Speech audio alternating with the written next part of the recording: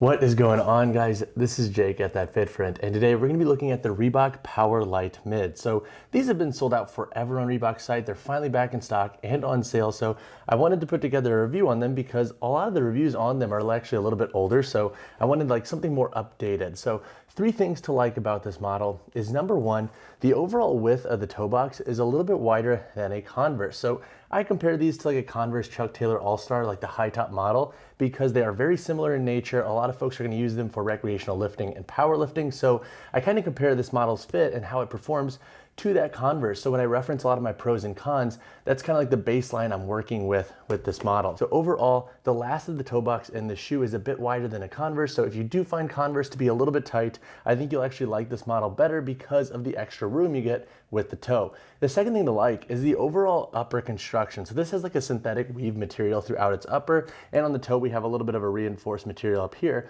Why I like this is because it doesn't really lose shape. So even if you are squatting or really doing a lot of dorsiflexion where you're going to be bending the shoe a lot, the overall upper doesn't like kind of break down and like fold like Converse sometimes can. A lot of the knit uppers on those and like the canvas materials can actually fold over time. So across the board, this upper I think is a lot more durable than Converse.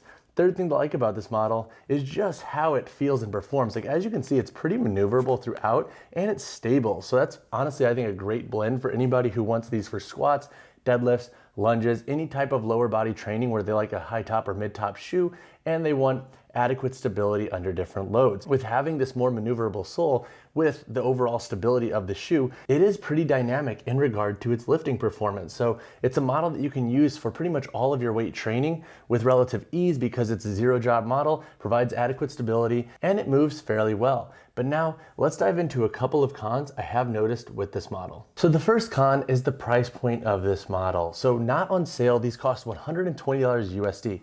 That is pretty much 2 times the cost of what a Converse high top model will run you. This is 120, Converse is 60. So you have to ask like, well, why would I double up on price when a Converse works really well? And I think that's an important question for you to ask as a lifter. And that circles into our second con is that this model isn't really, I would say, the best for day-to-day wear because it is designed and optimized obviously for powerlifting and lifting settings. I would say limit its overall use for daily wear because you obviously want this shoe to go the distance if you are buying them specifically for training. So that all being said, when considering our first and second con, if you are looking for a shoe to lift in and wear on a daily basis, then I would say go Converse. It will save you a little bit of money. And now, while they may not necessarily last as long with their overall upper constructions and some of the sole issues that Converse can run into, I do think that they'll be a better bet if you are a daily wear and lifting type of individual when looking for your model. Now, if you are somebody who is very powerlifting focused or just wants this shoe for lifting,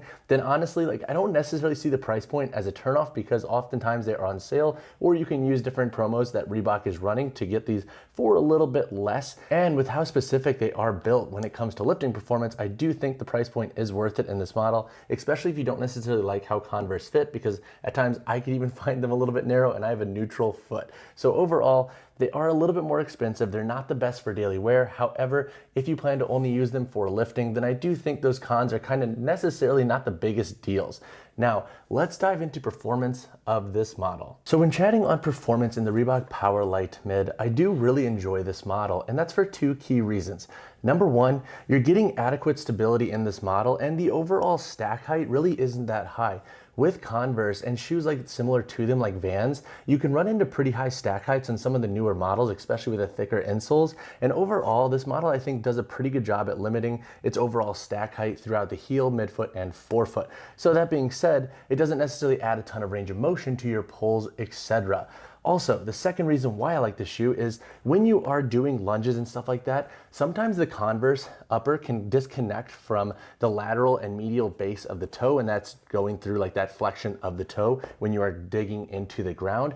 With this model and how its upper actually interacts with the toe box and midfoot here, I haven't noticed any issues with that or even durability problems, which would suggest that, hey, this upper might break down a little bit quick on you if you're doing unilateral movements, etc. So across across the board, when it comes to the stack height and overall maneuverability of the shoe, I really enjoy those aspects for training. Plus, since you can wear this for powerlifting competition and your heaviest sets, it's kind of a dynamic model. So if you like that zero drop base of a shoe with a more mid-top feel, so a little bit more of an ankle support with this model, you do get that, and I do like that a lot, especially for the people who really love how those shoes fit for their lifting settings. Plus, across the board, I do like the upper construction in regard to durability, and the tongue is a little bit thicker in nature too, with a bit of padding, so it moves fairly well when going into dorsiflexion and actually doing like squats, where you are gonna have a little bit more flexion up here in the tongue. Another pro with this model that I've also noticed is that if you are trying to spread the floor in something like a sumo deadlift, the outsole patterning does a pretty good job of providing you enough grip. So whether you're pulling on carpets, rubber floors, or whatever wooden platform you might be lifting on, you should have adequate grip in this model. It does a pretty good job, and I think that also feeds into how maneuverable the sole is. It allows you to really splay the toes and grip the floor below you. So across the board, I think if you're a powerlifter or a recreational athlete who likes having a mid-top shoe that can tackle a variety of your lifting training, and you like having a 0mm heel to toe drop when training, I do think the Reebok Power Lite Mid is a good option.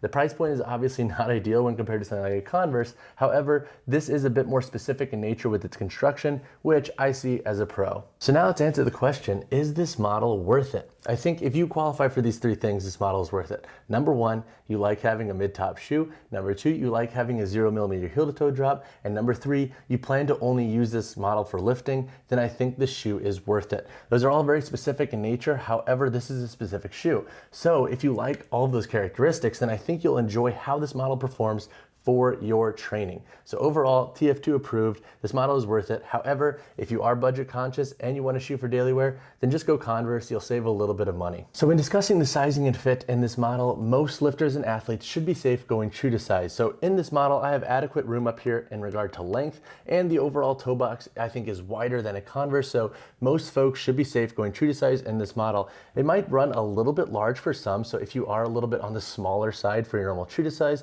then that might be a concern, but overall, I don't think you're gonna have any glaring issues with sizing if you just go true. For this model, you can expect to pay $120 USD, and that's assuming there are no sales going on. But generally, you could sign up for like Reebok's email list, you'll get a little bit marked down, or they have different promos for the season. So if you can find this model for 100 or less, then I do think it's worth it. However, if you are going to pay full price, I would say make sure you kind of fall into those three criteria that I mentioned in the is this model worth it section, because that will make the price point way more justifiable for your lifting wants and needs. So when it comes to heel to toe drop, weight, and the insole in this model has a 0mm heel to toe drop, so it sits fully flat with the ground.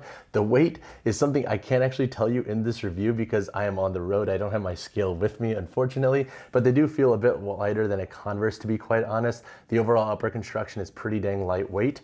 And when it comes to the insole, so this insole in this model doesn't necessarily pop right out. It has a light little bit of like sticky film on it, but you can remove the insole overall and you can put it back in with relative ease. So if you have custom orthotics with your model, it's actually better than I think a Converse, which some models don't feature that removable insole. So this could be a better model for folks who want a flat 0mm heel toe drop mid shoe with a removable insole. All right guys, now let's break down the construction of the Reebok Power Lite Mid. So up here on the toe, we have more of like a mesh material with a reinforced toe box. I personally like that for overall durability. And then throughout the entire midsole here, it's pretty consistent throughout with a relatively low stack height. We actually have a little bit of like an outsole flare down here for, I think, traction, especially if you're spreading the floor in sumo deadlifts, which I personally think is like a nice, cool, like classy touch to the shoe, especially with how specific it is to powerlifting.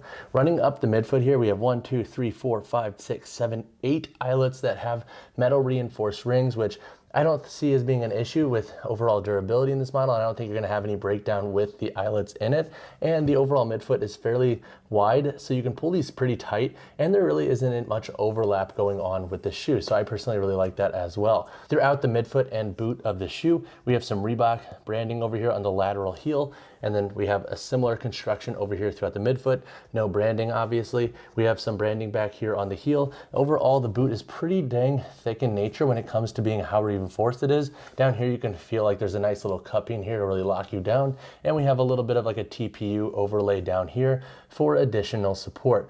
Looking at the overall sole construction, the outsole here, we have a fairly consistent texture throughout. It moves really well, which I'm a big fan of. You can really feel the floor in this model.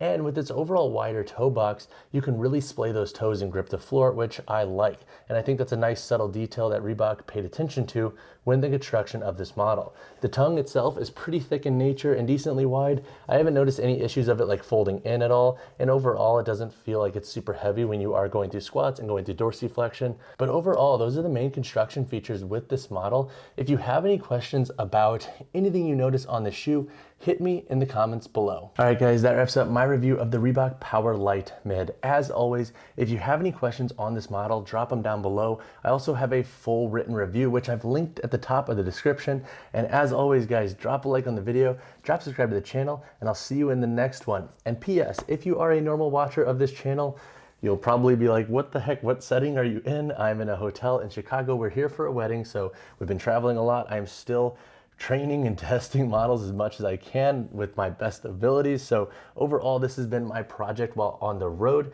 but I will see you guys in the next one. See ya.